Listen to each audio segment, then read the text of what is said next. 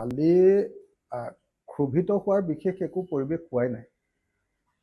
সদায় সাধাৰণভাৱে আমাৰ যি ধৰণৰ আলোচনা হয়, তৰ্ক বিতৰ্ক হয়, আৰু সিদ্ধান্ত হয়, কালিও একদম তেনেকুৱা গণতান্ত্ৰিক পদ্ধতিৰে গোটেই কথাখিনি কৈছে। মাজতে প্ৰদ্যুৎ দাই অকণমান প্ৰদ্যুৎ দা আগতে নাহেতো ইয়ালে, গতিকে ইয়াৰ ভিতৰৰ পৰিৱেশটো আমাৰ গম নাপায় যে তাত এটা ডেমক্ৰেটিক পৰিৱেশত আমাৰ আলোচনা বিলোচনাৰ মাজেদিয়ে সিদ্ধান্ত হয়। গতিকে প্ৰদ্যুৎ দাই অকণমান ফটককৈ খং এটা কৰিলে, কিন্তু এনেকুৱাও নহয় যে প্ৰদ্যুৎ দাক খং কৰি সেইটো কাৰণতে ওলাই গৈছে, সেইটো বুলিও আমি নাভাবোঁ। আৰু আপোনালোকে নিজে দেখিছে যে সভাপতি প্ৰথমৰ পৰা আছে, শেষলৈকে আছে কংগ্ৰেছৰ। আৰু সিদ্ধান্ত হৈছে কালি বৈঠকত যে আমি একেলগতে 2026টো নিৰ্বাচনত অংশগ্ৰহণ কৰিম, 2026ত ঐক্যবদ্ধভাৱে বিজেপিক পৰাভূত কৰিম।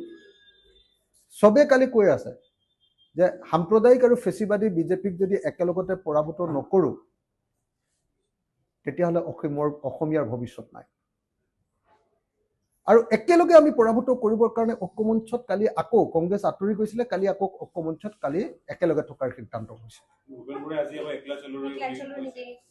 সুধিলে বেলেগ কেইবাটাও চেনেলৰ পৰা যে ভূপেন দাই একলা চলোৰে বুলি কিবা এটা বাক্য দিছে। মই নাজানো সেইটো কিহক লৈ দিছে বা কি দিছে, মই দেখাও নাই হা। কিন্তু মই নাভাবোঁ যে কালি একেলগতে সিদ্ধান্ত হোৱাৰ পাছত অল পাৰ্টি যিমানকেইটা পাৰ্টি আছো সকলোৱে একেলগতে সিদ্ধান্ত হৈছে। আৰু উদ্যোক্তাসকলে সংবাদমেল পাতি আপোনালোকক জনাই দিছে যে আমি 26ত একেলগে ইলেকশ্যন খেলিম। তাৰপিছত ৰাতিটো এনেকুৱা কোনো ঘটনা ঘটা নাই যে আকৌ ৰিথিংক কৰিব লাগে কথাটোক লৈ, এনেকুৱা ধৰণৰ কোনো ঘটনা ঘটা নাই। গতিকে মই নাভাবোঁ যে এইটো আপোনাৰ ভূপেন দাই যিটো দিছে সেইটো আমাৰ বিৰোধী ঐক্য মঞ্চক লৈ, এইটো মই নাভাবোঁ। কিন্তু যদি দিছেও সেইটো আপোনালোকে ভূপেন দাৰ পৰাই সুধিব লাগিব। কিন্তু আপুনি ক'লে নিশাৰ ভিতৰত একো হোৱা নাই, তাৰপিছত চৰ্চাটো কোনে আৰম্ভ কৰিলে?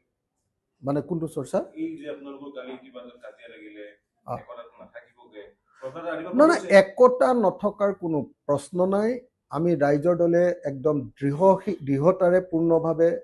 দৃঢ়তাপূৰ্ণভাৱে দ্ব্যৰ্থহীনভাৱে আপোনালোকৰ সন্মুখত ঘোষণা কৰিছোঁ যে 2026 চনত আমি সকলো বিৰোধী দলে ঐক্যবদ্ধভাৱে বিজেপিৰ বিৰুদ্ধে আমি যুঁজ দিম। আমাৰ ঐক্যমঞ্চ হ'ব আৰু হ'ব। কালি সেই সিদ্ধান্ত কংগ্ৰেছ ওলাই গৈছিলে, কালি কংগ্ৰেছ আকৌ আমাৰ লগত যোগ হৈছে। তাৰ পাছত যদি কিবা ইছ্যুজ আহিছে তেতিয়াহ'লে সেইটোৰ বিষয়ে মই অৱগতই নহয়। গতিকে আপোনালোকে মোক প্ৰশ্ন কৰি থাকিলেও উত্তৰ একো নাপাব, কাৰণ মই সেইটো সম্পৰ্কে সঁচাকৈ অৱগত নহয়। কালি ৰাতি বহুত ৰাতি ঘৰলৈ গৈছোঁ, তাৰপিছত আজি ৰাতিপুৱাৰ পৰা ঘৰত কেৱল মানুহ আৰু মানুহ, তাৰপিছত ডাইৰেক্টলি পাৰ্টিত জইনিং প্ৰগ্ৰেম আছিলে, অফিচলৈ আহিছোঁ। আৰু অফিচলৈ অহাৰ লগে লগে আপোনালোকে সুধিছে যে ভূপেন দাই একলা চলোৰে বুলি কিবা এটা লিখিছে। মই কৈছোঁ যে মই সেই বিষয়ে অৱগত নহয়। আমি কালি একেলগতে ইলেকশ্যন খেলিবৰ কাৰণে সিদ্ধান্ত লৈছোঁ। অল পাৰ্টি ঐক্যবদ্ধভাৱে আমি আগবাঢ়ি যাম আৰু বিজেপিক আমি কৰ্মপত্ৰত দলিয়াই পেলাম। দেখা যায় যে নিৰ্বাচনৰ একটি মোমেন্টত কিন্তু আপোনালোকৰ সদায় বিৰোধিতা ঐক্য মঞ্চটো ভাঙি যায়। এইবাৰ নহবৰ কাৰণে আমি আগতীয়াকে এইবাৰ আটাইতকৈ আগৰ যিকেইটা ইলেকশ্যন আছিলে আমাৰ কাৰণে বহুত বেছি গুৰুত্বপূৰ্ণ নাছিলে।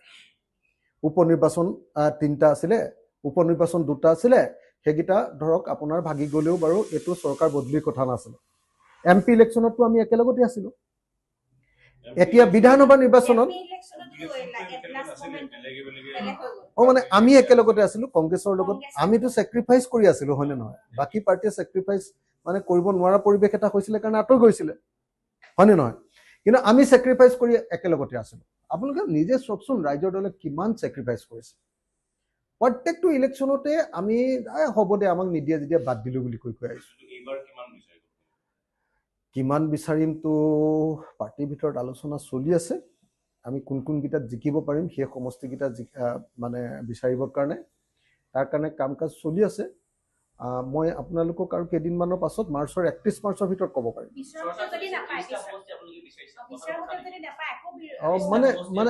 এতিয়ালৈকে 30টা বা 40টা বা 20টা বা 10টা এইটো কথা এতিয়ালৈকে পাৰ্টিৰ ভিতৰতে চৰ্চা হোৱা নাই। আজি কৰ্ণধাৰ এতিয়া বহিব অলপ পিছত, তাত প্ৰথমখন লিষ্ট আমি বনামহে। প্ৰথমখন লিষ্ট আজি আমি বনামহে, কোনকেইটা আমি চিটত কম্প্ৰমাইজ নকৰাকে আমি খেলিমেই। আপোনালোকে তাৰ আগতে যদি 30টা 40টা যদি বুলি কৈ দিয়ে তেতিয়া আমি কেনেকৈ জানিম আপুনি কওক আমি কথাই পতা নাই এতিয়ালৈকে আমাৰ খালি আমি grade A grade B grade C বুলি কাম কৰি আছোঁ আজি আমাৰ প্ৰথমখন বৈঠক হ'ব য'ত আমি এইকেইটাত আমি জিকিব পৰা অৱস্থালৈ আহিছে বুলি এটা সিদ্ধান্তত উপনীত হ'ম তাৰপিছত আৰু তেনেকুৱা বা কিমানখন মিটিং হয় গতিকে আমাৰ আমুকখন চিট লাগিব আপোনালোকে কৈছে 30খন এখন আমি বিচাৰিছোঁ আমি 30খন নহয় 3খনো বিচৰা নাই আমি 100খনো বিচৰা নাই আমি 40খনো বিচৰা নাই আমি 1খনো বিচৰা নাই আমি 3খনো বিচৰা নাই আমি এতিয়ালৈকে আসনৰ প্ৰশ্নলৈ যোৱা নাই মাত্ৰ এতিয়ালৈকে এটা বস্তুত একমত হৈছো যে বিজেপি খুৱাবলৈ আমি ঐক্যবদ্ধভাৱে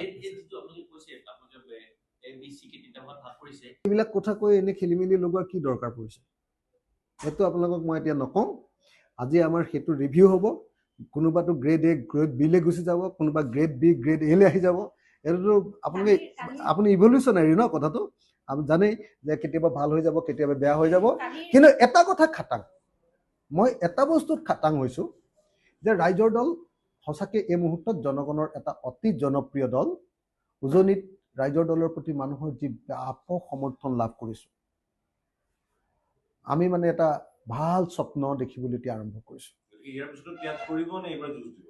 ত্যাগটোতো থাকিবই বুজাবুজিততো সদায় ত্যাগ থাকিবই আমি ত্যাগ কৰিম কিন্তু ত্যাগ কৰিলেও বুলিও আৰু একেবাৰে কাপোৰ কানিটো খুলি দিব নোৱাৰোঁ নহয় কাপোৰটোতো পিন্ধি থাকিব লাগিব ন পাৰ্টিটোতো ৰখাব লাগিব ন চববাৰেতো আৰু এনেকুৱাও নহয় যে আমি চববিলাক ত্যাগ কৰি আমি একদম মানে কি কয় এইটো ঋষিৰ নিচিনা হৈ যাম মানে হেৰি হৈ যাম কি কয় আপোনাৰ এই সন্যাসীৰ নিচিনা হৈ যাম আৰু বাকীবিলাকে মানে ত্যাগটো নকৰিব এনেকুৱা নহয় আমি কিন্তু আপোনালোকক এটা কথা কওঁ যে ঐক্যবদ্ধ মানেই হ'ল ত্যাগ আৰু ত্যাগ আমাৰ থাকিব